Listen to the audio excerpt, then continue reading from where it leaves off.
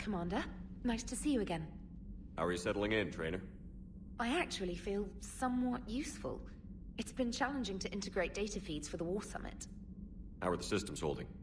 Well, I'm glad we performed stress tests. Specialist Trainer has been extremely helpful. The accuracy of our war room data is a direct result of her work. Thank you, Edie. I'm still getting used to all of this. In the lab, we'd hoard everything, piles of tech everywhere. Out here, it's like living out of a shoebox. Life on an active ship always feels crowded at first. You'll get used to it. Oh, it's not a bad thing. I've got no problems getting cozy. This is wonderful. Back in the lab, we had to hoard because we had no budget. Now, Edie, Ariake Tech uses a proprietary smart processing algorithm that could clean up our long-range data. Can we license it? We can. Analyzing and applying the upgrade now. The algorithm should reduce long-range strategic combat data analysis time by 3%. Impressive. If it means getting the equipment I need, I can quite happily live out of a shoebox. All right, my turn. What's the first order an Alliance commander gives at the start of combat? I give up. Correct. Alright, big guy. What do you call it when a Turian gets killed by a horrible spiky monster? Friendly fire. Come on, that one goes back to Shang-Chi. You gotta respect the classics. How many humans does it take to activate a dormant mass relay?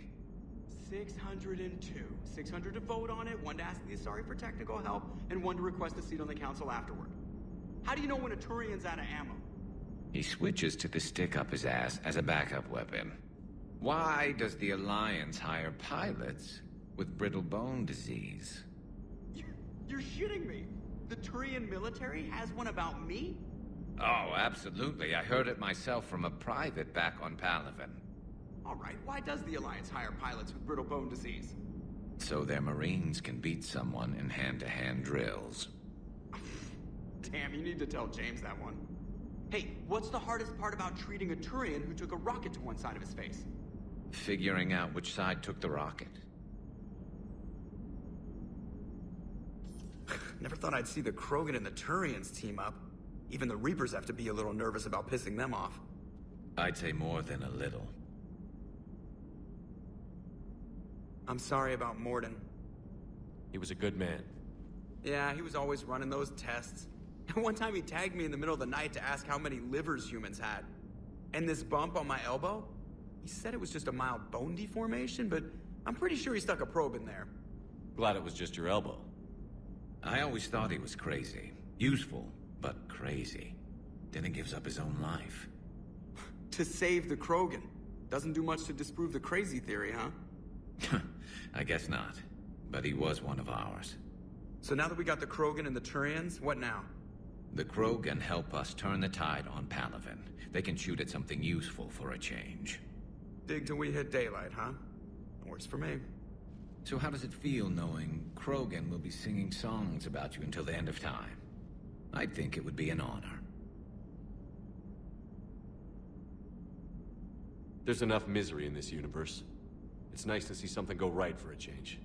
Can't say I've ever really witnessed history in the making like this. Well, except for Sovereign attacking the Citadel, and then there was the Collector base, but this one felt good. And let's hope Rex keeps running the show on Tuchanka. Maybe we should hire a food taster for him.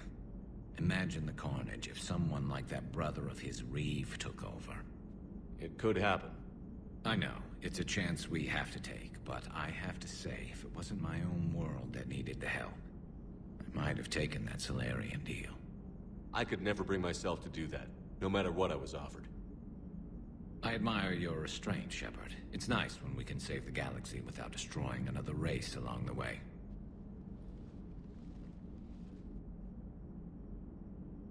Let's hope our luck holds. Genophage cure, huh? This beats the hell out of reporting on the Milgram City Council. I don't think I've heard of Milgram. Which planet is that again? Beckenstein. It's right next door to the Citadel. I'm a colony kid. Commander, Got a minute? What do you want to know? You've just implemented a cure for the Genophage. Millions of Krogan will start fighting the Reapers. What do you say to people who think humanity is starting another Rachni War and Krogan rebellions? It's easy to remember the worst of Krogan history, but you also need to remember the best. Meaning? The Krogan were heroes once, and they want to be heroes again. We're giving them that chance. Are you aware that Clan Urdnot is already petitioning the Council for an embassy and rights to a colony world? The Krogan are coming to the aid of a Council homeworld. That's more than a lot of species can say. I helped them get the Genophage cure. Anything more is between the Council and the Krogan. There it is, straight from Commander Shepard. Until tomorrow, this is Diana Allers. Good night and stay strong. Okay, I'll cut that together with the rest of the segment and send it to Command for approval.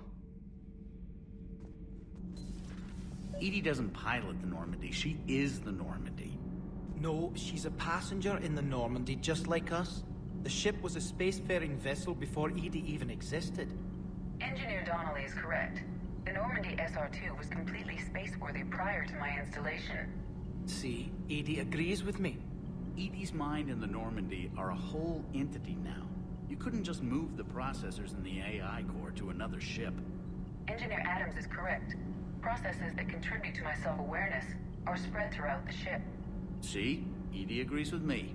Edie can direct the Normandy with her thoughts. She sees, hears, and feels through the ship's sensor arrays. The Normandy is her body. I've seen Edie's body, and its curves are a fine sight better than the Normandy's hull.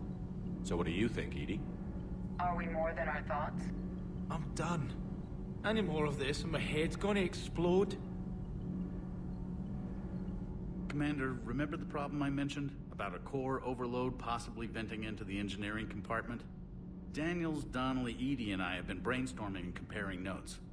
You see, the venting occurs when IES sinks are in a back cycle, at the same moment the main core is at peak draw, such as from sustained kinetic. What Kenneth means to say is that we're pretty sure we can make the system safer. We just need a GX-12 thermal pipe. Unfortunately, we're cut off from Alliance supply chains. Could you keep an eye out for one the next time you're on the Citadel, Commander? I've got the specs right here. I'll look for one next time we go to the Citadel. Thanks, Commander.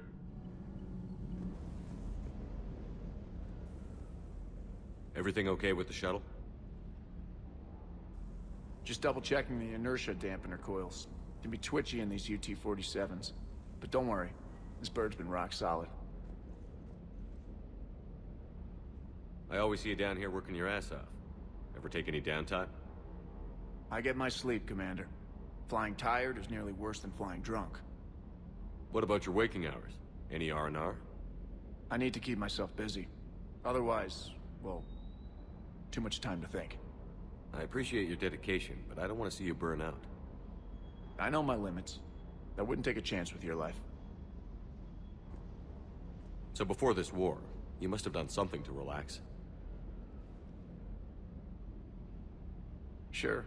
I remember back when the Hawking was based out of Arcturus and I was just a fighter jock. There was this observation deck overlooking the main flight paths. You could watch every ship taxi in and out. When I was alone, I'd turn off the auditory emulators and just watch them drift by in silence. You know, there are reviews like that on the Citadel. Next time we're there, you should take some shore leave. Clear your head. I don't know. Maybe. Take some time off on the Citadel, Steve. As a favor to me. I find it very hard to say no to you, Shepard. As it should be.